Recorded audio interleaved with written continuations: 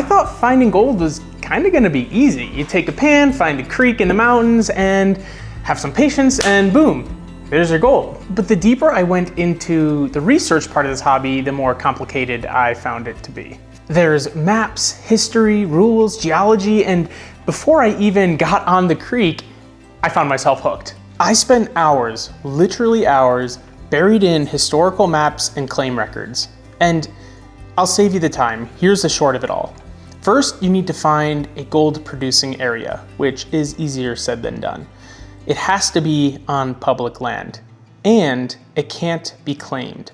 And I'll give you an example. Right now, the only gold producing area in Utah at a large scale is in a small town called Marysville. It's deep in the Tusher Mountains, kind of in central-ish Utah. So because they're actively mining that area, it is an area that produces gold. So good, number one checked. And as you can see in the maps, there are tons of national forests, public land, looks perfect. Now let's check the claims. As you can see, every square inch is claimed. And even though it's on public land, this is something I didn't know. You can claim the mineral rights. And if you pan on the land you don't own the rights to, it's called mineral trespass, and you can get a hefty fine. What's even more frustrating is that there's no source of truth. There's no Bible of claims. And every agency that records claims areas is a little different.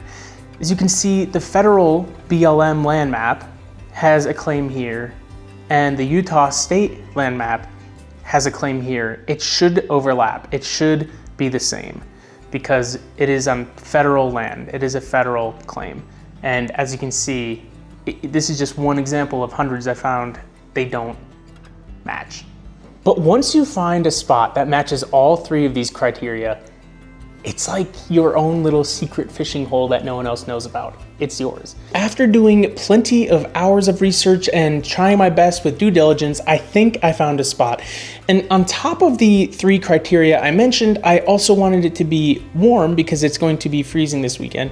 And I wanted to have running water, which is a really hard thing with Utah gold. A lot of it is buried in the desert and you need special equipment like metal detectors to get it.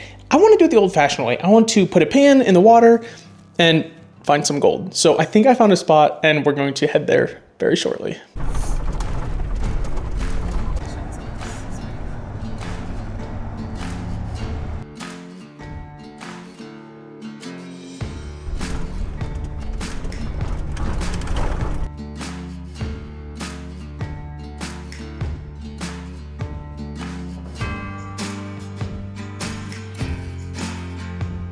Whoa, whoa, whoa, whoa.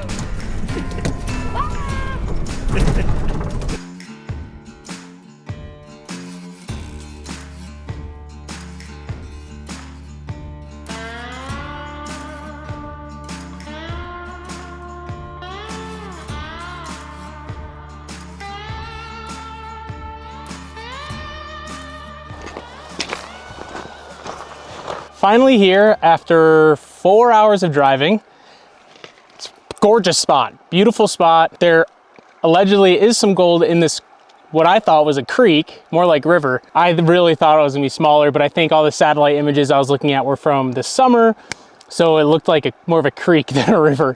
I'm gonna try my best. I'm not super hopeful with this spot. I'm gonna try my best and see what happens. So yeah, we're here, finally doing it. I'm super excited. Let's get some gold.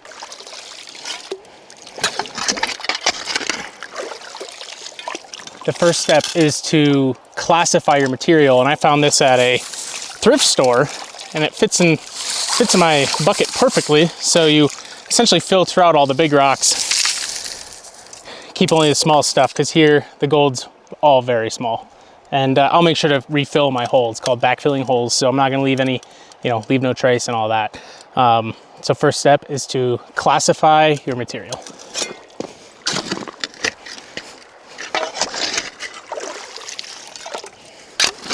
That you do find a lot of really cool rocks doing this. So even if you don't find gold, I mean, look at this thing.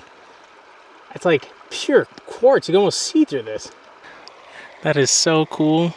Seriously, you can like almost see through this rock. That's crazy. So you find some treasures doing this, even if you don't find gold.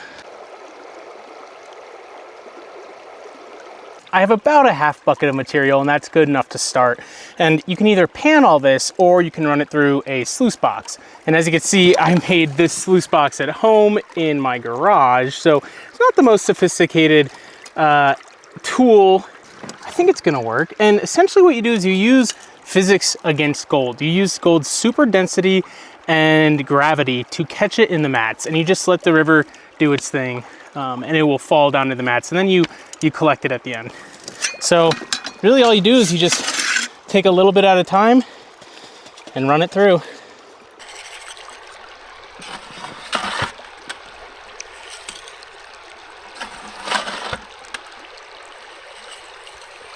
I've gone through all the material in my bucket, so now we have to take our sluice box and transfer it back into our bucket. Make sure we get all that stuff. As I was panning, I saw a lot of black sand, really heavy material, which can be a good sign. So my hopes have gone up a little bit.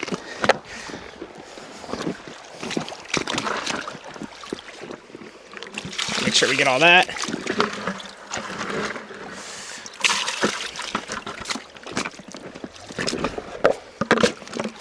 And now what we do is we take our material and we finally get it into our pan. Make sure you get all that good stuff.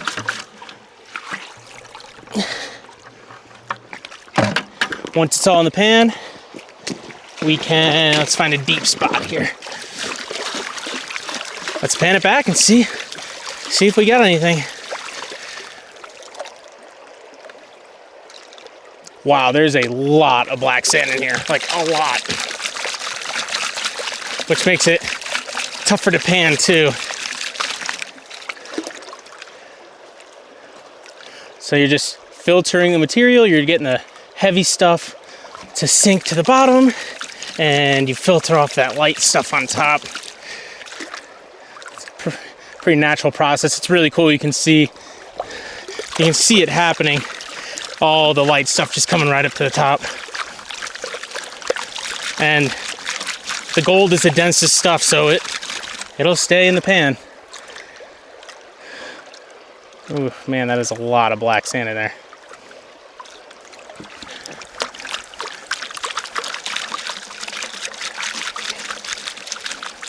Like a lot of black sand. And you can see all the black sand I'm talking about right there. That is a lot.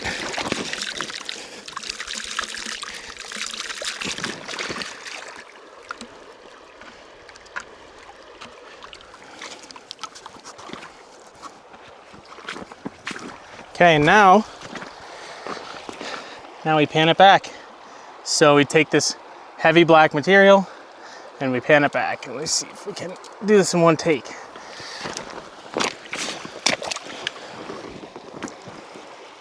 Pan it back means you just take the top layer and scooch it back so you can see all the heavy stuff underneath.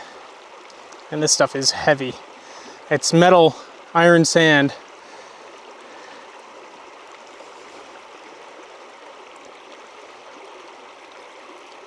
And a lot of it.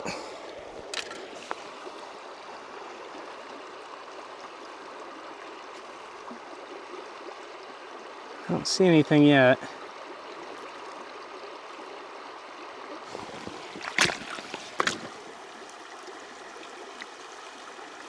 Oh! I see the tiniest sparkle of something other than black hiding under there.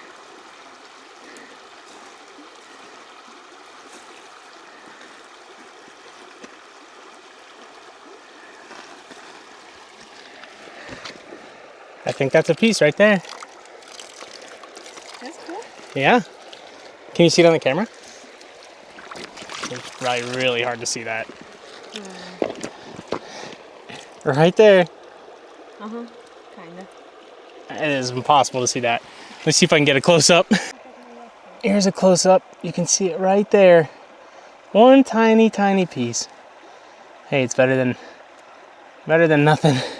I'm happy. I'm actually like almost shaking with excitement. That's so cool. So I actually just panned the material back again one more time and found another little small piece, 2 small pieces in the first half bucket. That's not too bad. I mean, I was expecting maybe a little bit more, but I'm happy with that. I'm gonna keep going. I'll show you guys if I find anything else, but that is so cool. And I'm just out here enjoying nature in this beautiful, beautiful spot. We just got back from our weekend trip and I have all the gold I found right here. I only showed you guys 1 bucket because I got really excited and I wanted to do more faster, and it's hard to do this and film at the same time. I think I did okay, and I'll show you in a minute, but I got inspired. This really inspired me to get more into gold panning, and that's what the bucket list is all about, right? Get me into new hobbies and new places and try new things. And this is what I might want to go further with. So what I want to do is I want to, by the end of the year, fill this little vial up with gold, with Utah gold, which people in California will laugh because it's not a lot, but here that's quite a bit. And I'll show you what I mean. Like I said, I want to fill this little vial up with Utah gold. And after several hours on this particular creek, this is all I got. You can see there's one big piece and a couple little pieces there. It is really hard to see this. There's some extra light on it. I actually totally forgot I had this micro lens here, so you can get a better view of some of the gold. There we go. Definitely some flower gold in there. Tiny, tiny specks. That's definitely the biggest piece right there. That does it for this one. I will mark it off my bucket list, find a piece of gold, done, and it's the start of a new adventure.